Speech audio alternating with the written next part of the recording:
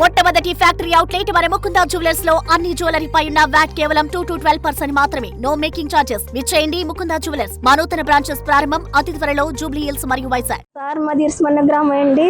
మేము ఒక రిఫండ్ చేసుకుంటాం. వంటలు అయినాయి అంతేనండి.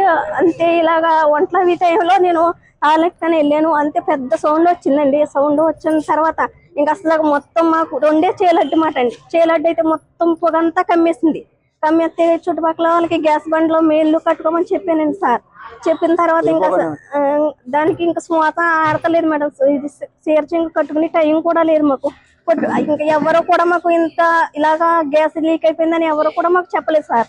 చెప్పకుండా మేము మా పిల్లల ద్వారా పిల్లాడు కాలేజీ నుంచి వచ్చి మా పిల్లోడు వచ్చి తీసుకొచ్చేదాకా కూడా మాకు ఇంత గ్యాస్ లీక్ అయిపోయింది ఇలా అంటుకుంటుందని కూడా తెలుసు సార్.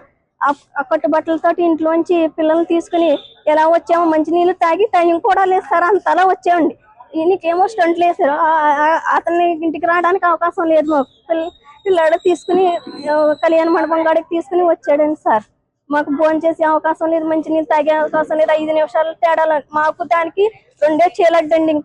మా ఇంటికి దానికి ఎంతో తేడా కదండి సార్. మా ఇంటికి డైరెక్టర్ గా కనిపిస్తుంది. ఇలా నేను ఇలా వెళ్ళాను అంతే పటక్కం పేలింది. పెద్ద మంటలు ఒక్క చేలో ఊడుతున్నారు. వాళ్ళు కూడా పరుగుల్ని కొంత ఇలా తప్పుకోండమ్మా అని కూడా పోలీసులు కానీ ఎవరు కానీ మాకు చెప్పలేదండి. మేముగా బయటకు వచ్చామండి సార్. అసలు ఇంటికి వెళ్ళలేదు మేము సార్. కూడా వరకు మేము ఇంటి మొక్కలు చూడలేదు. ఇది మగవాళ్ళే వెళ్ళి చూసి వచ్చారంటే సార్. మా ఇల్లు ఎలా ఉందో మేము ఎలా ఉన్నా అని తెలియదు. పిల్లలకు మేము ప్రాణం భయంతో బయటకు వచ్చామంతే అండి. అది కల్లారా చూసిన సంఘటన ఇంకా మర్చిపోలేదు. ఇక చేతులు కాళ్ళు కూడా వణుకు తగ్గలేదు సార్. రాత్రి తెల్లవారులు అలా పడుకోలేదు సార్. అంతలాగా కల్లారా నేను ఫస్ట్ సార్ చూశాను కాబట్టి అలాగే దడ అలా ఉండిపోయింది వణుకుని.